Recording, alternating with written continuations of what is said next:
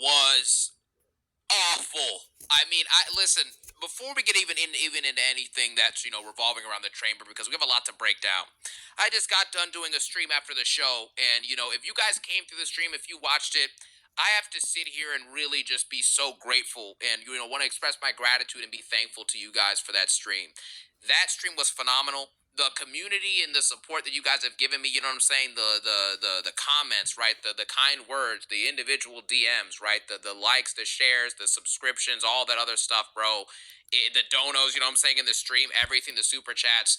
It's all just I'm just so grateful for it, man. I truly am blessed to have this amazing community.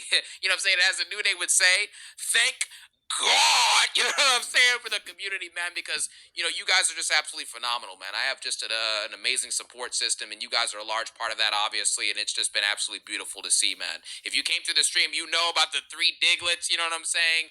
What's it called? Mr. Slayer, everyone involved. It was just amazing. And so I wanted to shout out you guys for your incredible support on my channel up until this point, you know what I'm saying, just in general. And then obviously for that live stream, it was such an amazing time and epic time. If you want to go back and watch it, it's on the channel. Go back and check it out. You know what I'm saying? It's a 2-hour just straight rant about this chamber, but I wanted to post this video because we're not done yet. We're going to review this show. We're going to break it down. We're going to get through the absolute garbage that we got on this show. I think I broke this on the stream as well.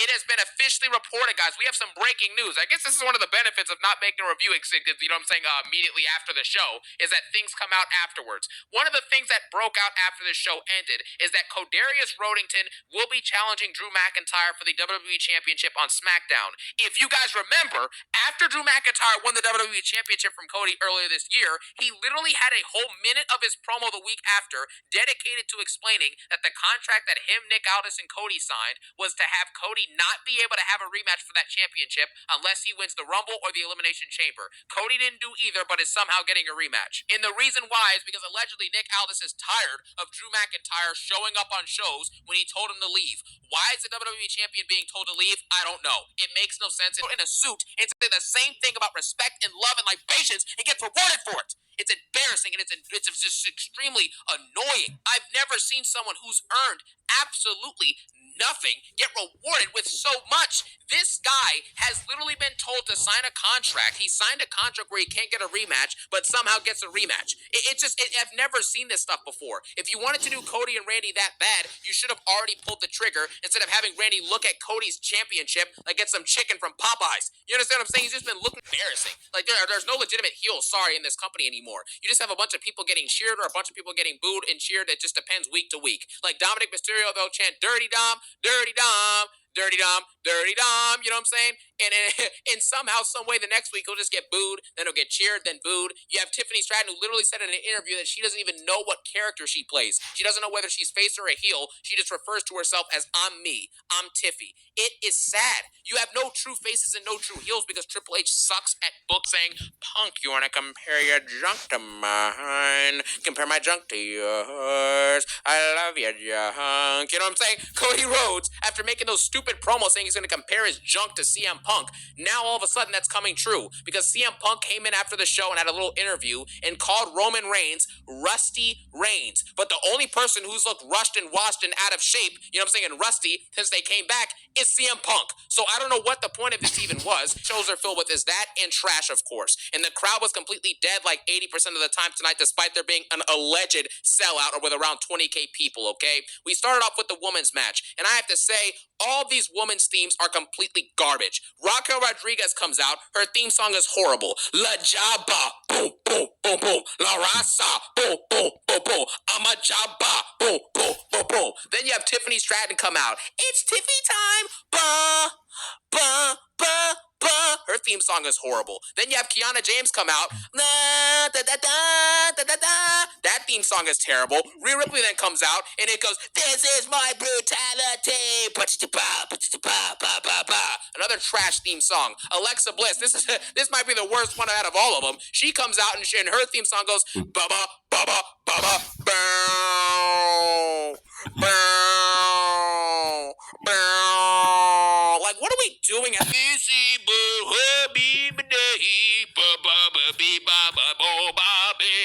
This show is absolute trash. Then we get to the actual match chamber. This is clearly the best option probably because you can tell a decent story maybe with her and Jade. And Rhea and Jade is a high-profile, big-name match for Mania, and it's for a championship, so it is what it is. And hopefully Rhea can take my guitar that you never lost.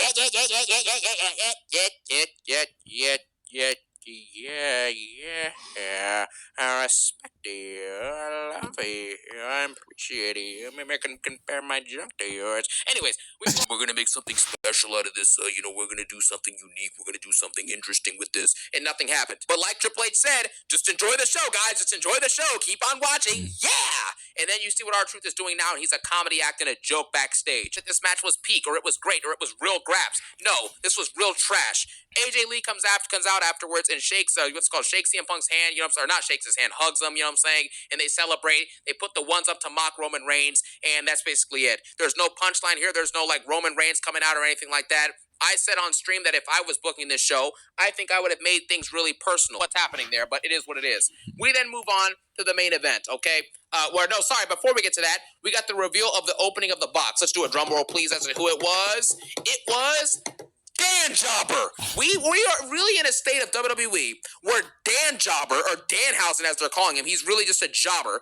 Dan Jobber debuts in a big box. We have to pretend like this is some massive moment that everybody cares about. Half the crowd doesn't even know who this jobber is, and the other half doesn't care who he is. So that's just how it is. Nobody cares about this guy, man. He was getting booed at the end when they finally shut the lights off and moved him on. People were booing because they expected more from this clown emoji. You know what I'm saying? So that's just what it is.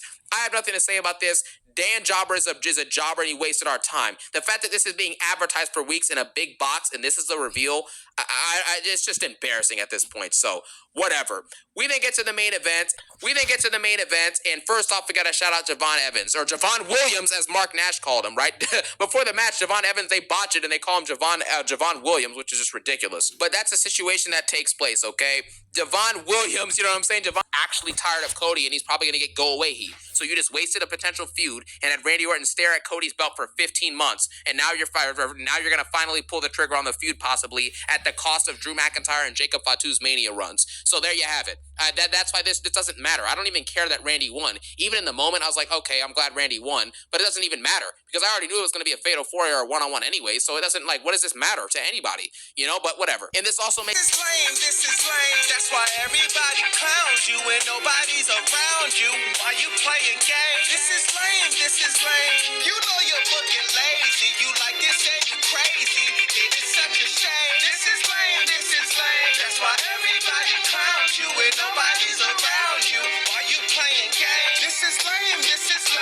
You know you're looking lazy. You like this and you crazy. Oh, you such a shame. Oh, Paul Levesque, congratulations. You put on one of the biggest batches in professional wrestling history, and honestly, I don't know where to start. Maybe we start with Danhausen being the mystery man in a crate, getting welcomed by a stadium full of boos by the Chicago crowd. But like the bro Anthony said on X, at least one of the booking decisions made sense tonight, right? You brought out a vampire and he sucked the life out of everyone in the venue, proving me right that WWE is nothing but a circus act that need to be canceled immediately. And if that wasn't bad enough, we got Paul Levesque doing an interview after the show talking about we're in for a fun time and how Michael Cole got a bucket of teeth.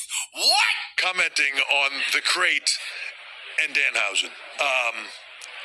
Michael Cole got a nice bucket of teeth. I think we're in for a fun time. Triple H, did you hear that crowd reaction after that segment? What about that was fun to you? And Michael Cole didn't get a bucket of teeth. He got a small jar. But let me guess, TKO is $3 billion in debt. To the point that Triple H doesn't even have enough money to pay attention to the show he's supposed to be running. Danhausen's whole gimmick is, you're cursed. And honestly, if you waste your time watching a show last night, you probably felt cursed too. But man, let me know in the comments, what's a curse compared to a death sentence? Because that's what LA Knight got served, y'all. You can't even blame creative or Triple H this time. It's all on you. LA Knight tries to go to the top rope and drop his elbow on Randy Orton and completely botch crushes it. Man, what is going on with this dude?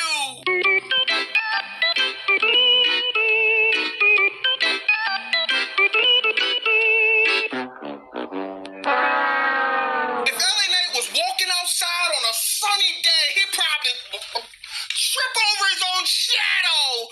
And this is ridiculous, man. WrestleMania 40 snooze. They're talking about LA Knight versus Brock Lesnar or some other big superstar. Hey, LA, you need to go to your local convenience store, grab you some chapstick. Oh, why you say that, Bobby Monsoon? Because you can kiss that goodbye. You're finished. Nigga working in his favor. And hold on, y'all. Hello? Oh, what a surprise, y'all. We got Pastor Monsoon just called up to give LA Knight's first eulogy of 2026. Hey, producer, cue the music. Oh, we're gathered here today to put these flowers on LA Knight's grave. He was a good man. He was full of respect, but his career got sabotaged by Paul Levesque. He was on the top rope and he thought he could fly, but he botched the elbow and his career died. Even though he left this earth botching, he'll be gone but not forgotten.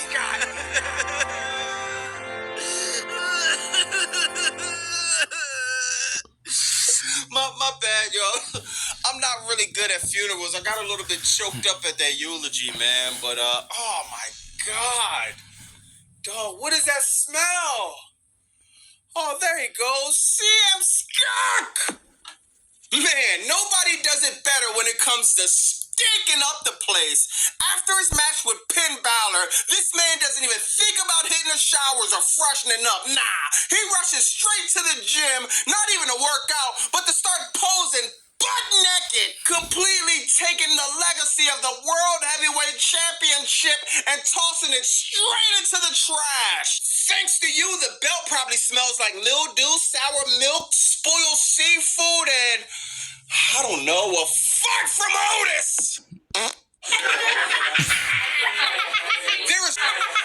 There is no way Roman Reigns could win the title at WrestleMania and be taken seriously. And if he does, the tribal chief is going to turn into the tribal cheeks. That belt is still carrying the stench of CM Punk's crack all over it. Now, speaking of WrestleMania, we're heading into the show this year with so many mysteries that Nancy Grace herself wouldn't be able to keep up. You got a mystery caller that's always blowing up Adam Pearce's phone. Then you got a mystery attacker who laid out Jacob Fatu and knocked out his teeth. You got Brock Lesnar. He has a mystery opponent for WrestleMania 40 snooze. Then we got a mystery crate that we found out to be Danhausen. Then you got Crackdown, a mystery attacker who jumped Jey Uso. Then after that, you got another mystery attacker that nobody knew who he was. Then you got another mystery attacker nobody knew at Elimination Chamber. Then you got another mystery attacker who ended up being Seth Rollins, a.k.a. the boy who cried wolf. Seth went to ESPN and promised, swore up and down he wouldn't be at the Elimination Chamber, and absolutely nobody's surprised he lied again. And the worst part about it is none of it makes sense. Why is Seth Rollins so mad at Logan Paul? Logan Paul or Austin Theory wasn't the two guys that turned on you a few months ago. That was Braun Breaker and Bronson Reed, but unfortunately, they got hurt and they're recovering from injury. WWE expects everybody to believe that Seth Rollins has this imaginary beef with Logan Paul, and it's just something they made up on the fly. Then they're trying to throw the theory around that Logan Paul attacked Seth Rollins a few years ago, and that's why he got him back. It's a load of crap you're reaching. This whole thing has been a failed experiment, and I can't see the vision working. We're gonna need some eye drops, some contact lenses, some prescription glasses, some binoculars. I'm bugging, man. I'm spelling the vision wrong anyway. It's D-I-V-I-S-I-O-N. Division! Because they should have broke this storyline up a long time ago. Now, Elimination Chamber started off with Rhea Ripley, shot to go at Wrestle... I almost forgot, y'all. Does WWE really think Danhausen was going to help TKO get out of $3 billion of check the ticket prices for WrestleMania and still they're excelling. Does WWE really think Danhausen is going to have TKO get out of $3 billion of all? He ain't going to help him get out of the hole. The $3 billion of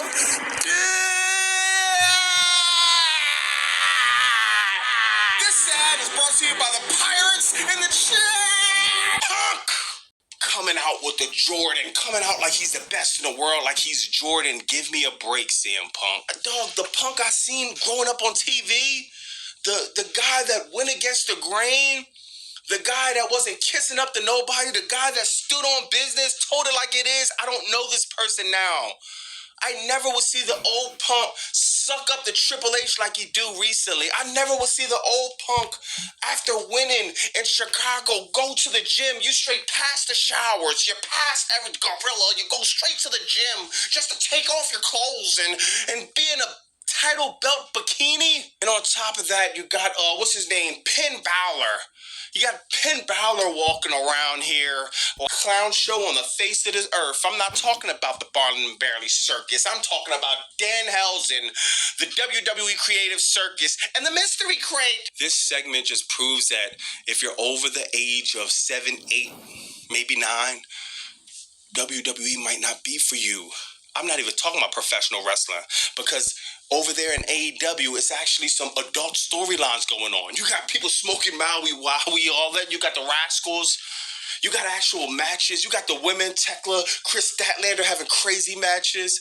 Swerve Strickland, Kenny Omega. I don't know what's going on in the Fed, but I'm fed up. This was nothing but a clown show, and my God, I'm dreading Monday night to have to see Danhausen and a new comedic act every Monday. Like Raw needed a comedic act. The whole show is a comedy show to begin with. The last thing we need is another comedian making the show feel like a 5-hour show when it's only 2.5 hours. And I'm not mad at it. They're going to use it for Randy Orton getting number 15 at WrestleMania. Great. We could have got Cody Rhodes for Drew McIntyre for the 1,200,000,000 quadrillion, septillion time. Oh, what am I talking about? We still got it. Next week on Crackdown, they just had to do it one more time. Spoiler alert, Cody Rhodes is going over. They're going to do Cody Rhodes versus Randy Orton at WrestleMania. Because everything is about what is the biggest match we could put together. Back in the day, it was about the biggest match too, but it's about the biggest storyline. The biggest match is meaningless without a big storyline. So Cody Rhodes, Randy Orton, they do have a big storyline. They got a lot of history. You got Randy Orton staring at the title week after week, month after month, year after year, doing nothing. It could have been worse. I'm mad that I got to sit through a Drew McIntyre and Cody Rhodes match one more time. I can't promise you that I'm gonna have my sanity after that. So we'll see after Crackdown. If I don't go live, just know I got 302'd because I went completely crazy from one more Cody Rhodes and Drew McIntyre match. I'm at my limit, y'all. If I get 302'd from watching it one more time, somebody got to get me out of the crazy house. Let me know what... Let me know what you think about that, man. Get that out, man. Thank you for everybody who've been tapping in on my live. We had a crazy live last night, and we've been always having crazy lives. Shout out the usual suspects. I'll start naming them, but then I'll start forgetting people and feeling bad. But y'all all know who y'all are. We be tapped in, man. I feel like y'all really my friends at this point, man. So I appreciate that, man. We've been through the trenches watching this clown show. Seriously, man. Let me know in the comments what you think about that. You know, we got CM Punk in the belt bikini.